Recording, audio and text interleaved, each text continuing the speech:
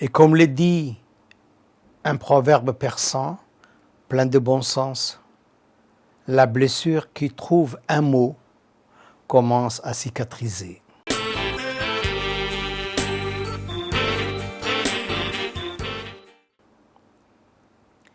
Écrire, alors, ce n'est pas raconter sa vie.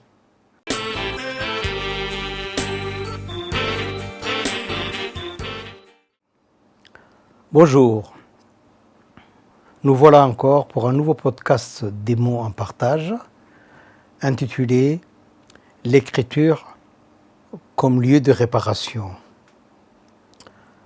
Quand les mots recousent ce que la vie a déchiré. Est-ce qu'écrire peut réparer quand parler ne suffit plus? Il arrive un moment où la parole démissionne. Les mots sont pourtant bien là. Ils sont nombreux. Ils font la queue. Comme un guichet administratif au premier jour ouvré de la semaine. Mais aucun n'a les bons formulaires. La douleur, elle, n'est pas pressée. Elle s'installe. Elle s'épaissit.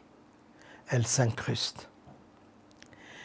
Elle est trop ancienne pour être expliquée entre deux phrases, trop intime pour être lâchée au café du coin. Wittgenstein disait « Ce dont on ne peut parler, il faut le taire ». Très bien. Mais taire ne veut pas dire disparaître. C'est là que l'écriture entre en scène, discrète, sans micro, sans applaudissements. Pas comme un devoir noté sur 20, pas comme un exploit littéraire destiné à impressionner un jury invisible. Non. Elle arrive comme on attrape une rambarde quand l'escalier s'effondre. Un geste vital, presque animal. On écrit pour mieux respirer, pour poser les chaos quelque part, pour éviter qu'ils ne tournent en rond à l'intérieur. Les anciens le savaient déjà. Ils disaient « Les paroles s'envolent, les écrits restent ». Non pas parce qu'ils sont plus beaux, mais parce qu'ils tiennent bien et mieux la charge.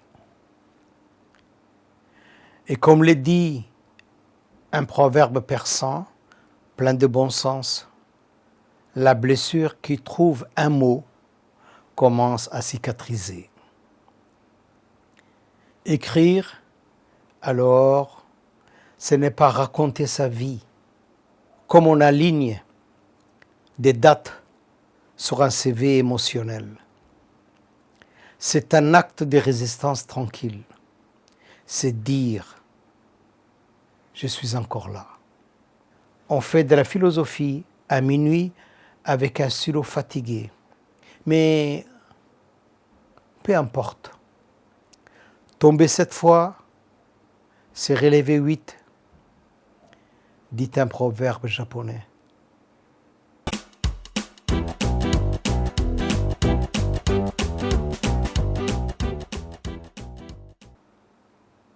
Parler de réparation, c'est déjà faire une confession.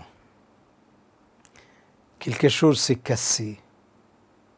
On ne répare pas un objet intact. Plus qu'on ne pense une peau sans blessure. La vie, contrairement au discours de développement personnel vendu en 3 slogans et de réparation profonde, laisse des traces. Des fissures parfois invisibles, mais parfaitement actives. Nous avançons ainsi, tous plus ou moins bricolés, porteurs des silences hérités, des humiliations rangées sous le tapis, pour ne pas faire d'histoire. Des deuils expédiés sans fleurs ni discours, des exils intérieurs sans visa ni retour prévu. Sioran disait que nous naissons tous avec une dette envers la souffrance. Reste à savoir comment la payer sans intérêt composé. L'écriture n'arrive pas avec une trousse des premiers secours. Elle n'apporte aucune promesse de guérison rapide. Elle n'efface rien. Elle n'a pas de gomme magique. Elle ne nie pas la blessure. Elle lui offre seulement un logement décent, une chambre sans fenêtre, plutôt qu'un débarras intérieur. Écrire, c'est transformer la douleur brute en matière respirable. Nietzsche disait « Ce qui ne me tue pas me rend plus fort ». À condition, ajouterons-nous, d'avoir trouvé un carnet pour l'écrire. Faute de quoi, cela rend surtout plus fatigué.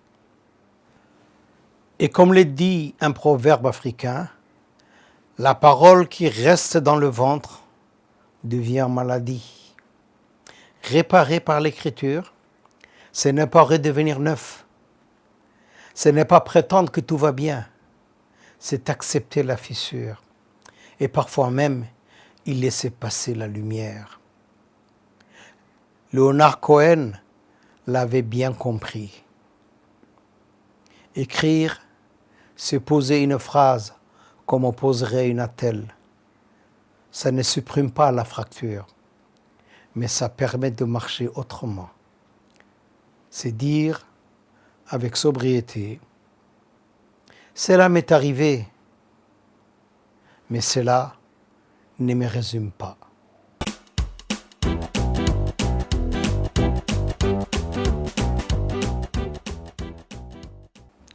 L'écriture est un lieu paradoxal. On y entre seul, mais on ne s'y sent pas abandonné. C'est peut-être le seul endroit au monde où l'on peut parler sans être interrompu par « oui mais » relativise, ou le terrible, d'autres ont vécu pire. La page, elle, écoute, longtemps, sans soupirer. Personne ne regarde sa montre, personne ne rit au mauvais moment. Personne ne dit « ce n'est pas si grave ». Dans cet espace, tout a droit de citer la colère brute, la honte mal coiffée, la confusion qui bégaye, les contradictions qui se disputent. L'écriture ne tranche pas, ne diagnostique pas, ne distribue pas des bons points. Elle contient. N'est-ce pas Spinoza qui disait « ne pas rire, ne pas pleurer, ne pas haïr, mais comprendre ». La page commence par là.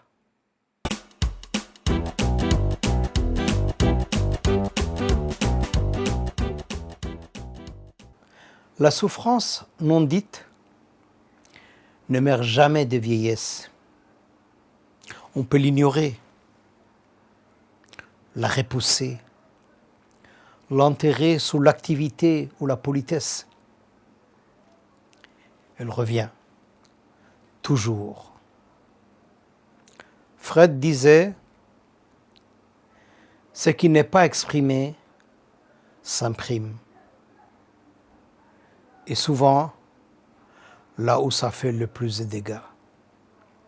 L'écriture devient alors traductrice. Elle met du langage là où il n'y avait que du chaos. Nommer n'est pas s'enfermer, c'est circonscrire. Un proverbe chinois dit « nommer le mal, c'est commencer à le maîtriser. Ce qui a des contours devient partageable. transformable. Hannah Arendt disait que le récit révèle le sens sans le figer. Écrire rend la vie racontable, donc habitable.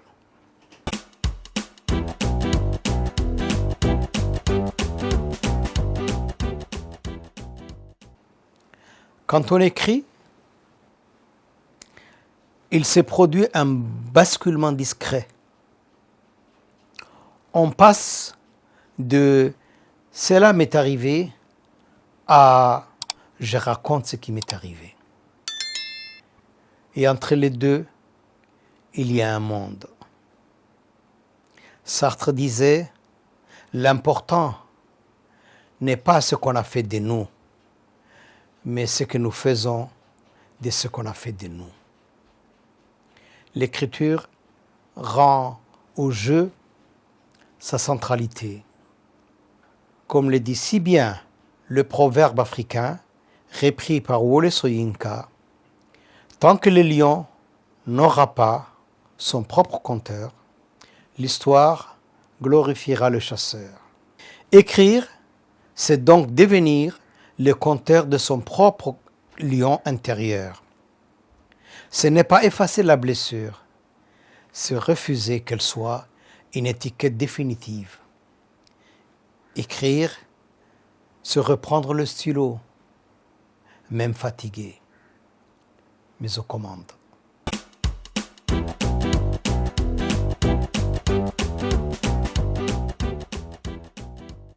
Je pense que l'écriture ne guérit pas tout. Et c'est tant mieux. Disons-le clairement, l'écriture n'est pas une potion magique. Elle ne remplace pas les médecins, ni les psychologues, ni les amis capables d'écouter sans téléphone.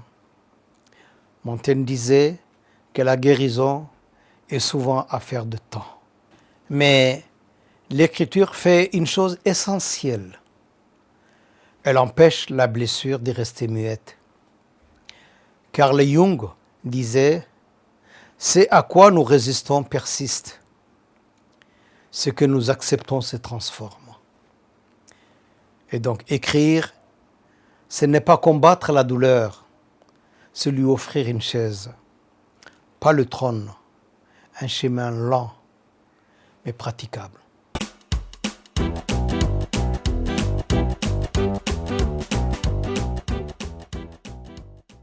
Un texte écrit pour soi peut devenir un miroir pour d'autres.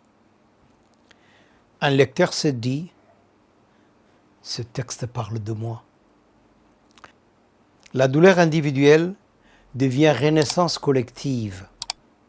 L'écriture relie sans bruit, sans slogan. Nos failles ont parfois de la compagnie.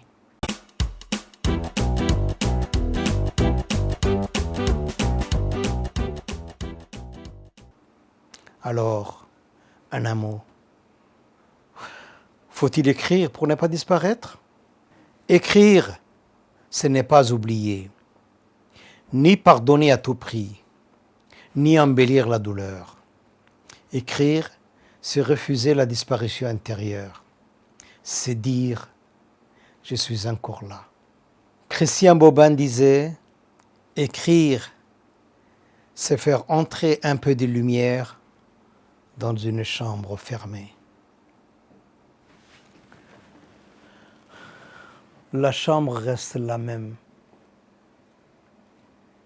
mais on y voit mieux. Et parfois, cela suffit. Je vous remercie.